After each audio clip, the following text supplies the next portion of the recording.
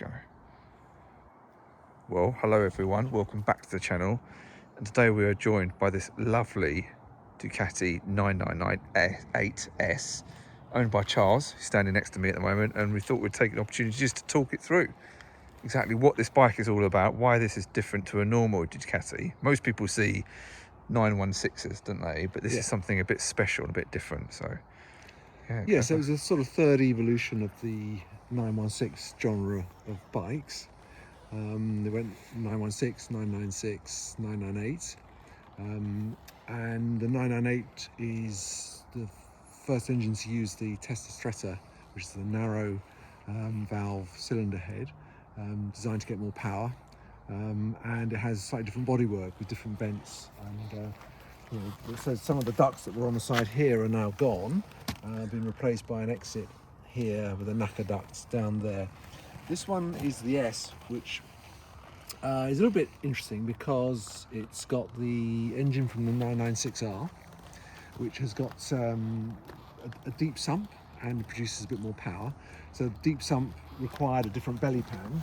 So this fairing arrangement is different. So it's a carbon fibre belly pan. This is all original Ducati, okay, to accommodate the extra depth of the sump.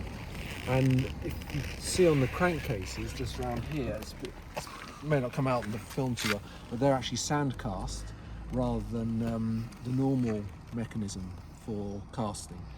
And what that means is, first of all, they're not painted, which is a great thing because the paint always peels off, but also it's a bit nicer. They're much stronger.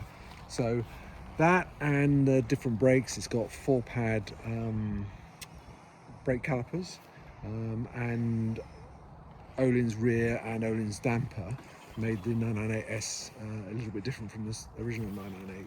This one is has a mono seat on it. It has a mono subframe as well, so alloy subframe, which makes it a little bit rarer, a bit nicer.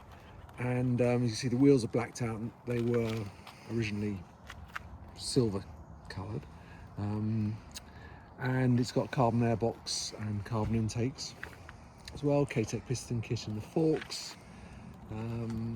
Stupid filler cap here, which is just a bit nicer than the original one.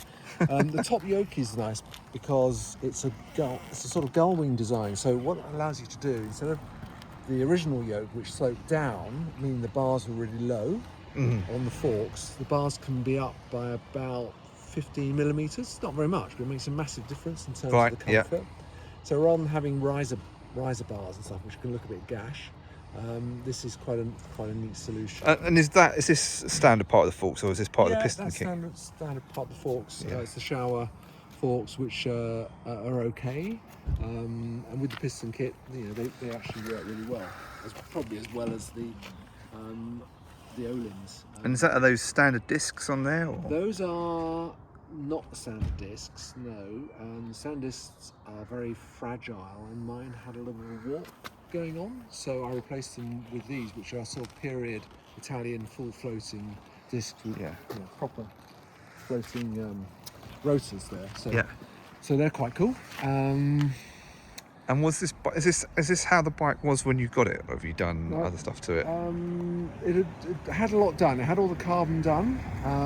It came with the Terminioni titanium silencers and the right chip. The wheels were done as well.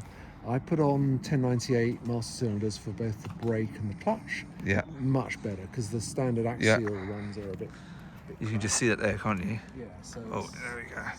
So they're a bit nicer. Yeah. I put on the Ducati Corsa rear sets as well, which just for me make it much more comfortable than the standard footrests. They're quite cool. They look like just standard. They're just one setting, are they? Can you move it? Oh, there's two settings on there. You can move it around a bit, but the standard ones actually, I think, are a bit too far forward. It's weird because you're in a strange monkey position. I put on the carbon rear number plate holder as well. I put on the rather gay-looking seat pad. I think it looks wicked. It's okay, but what happens is you slide forward on this because it's very slippery. I did have a Technocell one, which was one, the Fogarty replica, which is a foam, which is very grippy, but they wear really badly, and it just fell to bits in the end. So you've got a another Ducati, haven't you, as well? Yeah, I've got a AAA SP3. SP3. How does this compare to that? They're very different, actually. So one of the reasons why I bought this was I had the pleasure of riding a good friend of mine's 996 SPS in Australia, which is a wonderful bike, really good. And I bought one in the UK as a sort of investment. It was quite low mileage, and I never rode it. It was like it was absolutely original. Hadn't even had a hugger fitted. Nothing. Really? It was absolutely standard. And I just didn't ride it. Stayed in the garage. When I did ride it, it was lovely, but I wanted a bike I could ride. So I had the AAA SP, which is a wonderful thing as well. Actually, really, if I had to keep one, I'd keep that every time, because it's even rarer than this. But I wanted something to use it on a little bit more of a daily basis. So I did some research, checked out, and I wanted the different generation, because both the 888 and the 916 SPS or 996 SPS, they've got the same Desmo Quattro engine. Whereas these have got the Tesla Stressor engine. So I thought, let's try one with the later engine. That's got all the gubbins on it. Had a few mods. I got a great deal from a lovely guy that had it serviced at Pro Twins, and they knew the bike really well. And we did a deal. He was emigrating, and I'm absolutely delighted with it. I've had it for, I don't know, 8 years or so now. So what do you say the good things about this bike? What do you love about it, and what drives you nuts? Obviously, the sound is fantastic, and the way what drives me nuts is also one of the good things as well. You can go out on this and it can be absolutely horrible. Or you can go out and it can just all gel and be absolutely incredible, best ride of your life. It needs relatively smooth roads, which there aren't many left in this country. It needs no traffic, and you need to be in the right mood to ride it, and it can be sublime. But otherwise, it can be a bit of a pig. So it doesn't like warm weather. It gets very hot and uncomfortable. But yes, it's an amazing bike. Is it so I've got a V2, as you know. That's wonderful. That's quite. If it's going slow, if it's pootling around about 30 miles an hour, it hates it. It feels like a tractor. It feels like you're in the wrong gear. Even if you go down dropper gears, it just doesn't like it. That bike sings as you drive it harder, and it likes to be really fast. Is that the same? Would you say? It is. Yeah, it's typical of a big V twin. Really, they don't like pootling along at low speeds. They need to be 4,000 RPM, preferably on the power, and driving and doing what they do best. Which is, they're incredible machines, but they're not as user friendly as a Japanese bike would be. They never will be. They weren't meant to be. It is. It's a cliche, but a race bike with lights, like your V2.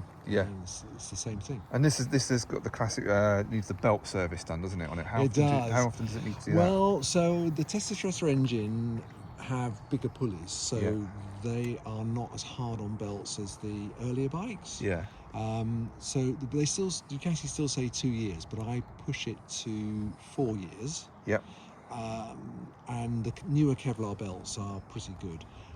One of the top tips for any Ducati owners out there is, if you've got a belt-driven Ducati and you're not riding it, it's worth periodically just turning the engine over on the starter.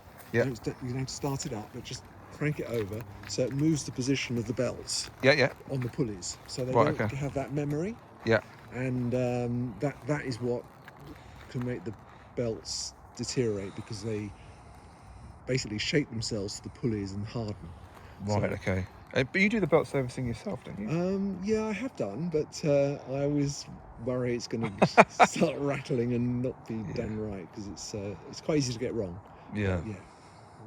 It's very rewarding when you get it right. Well, it's amazing. And then you've also got a V4. How does this compare to the V4? V4 is next generation, really. It's just completely different. I know the V4 is sort of the engine configuration, the firing order is designed to be like two V twins, as it were. But the V4 is mental.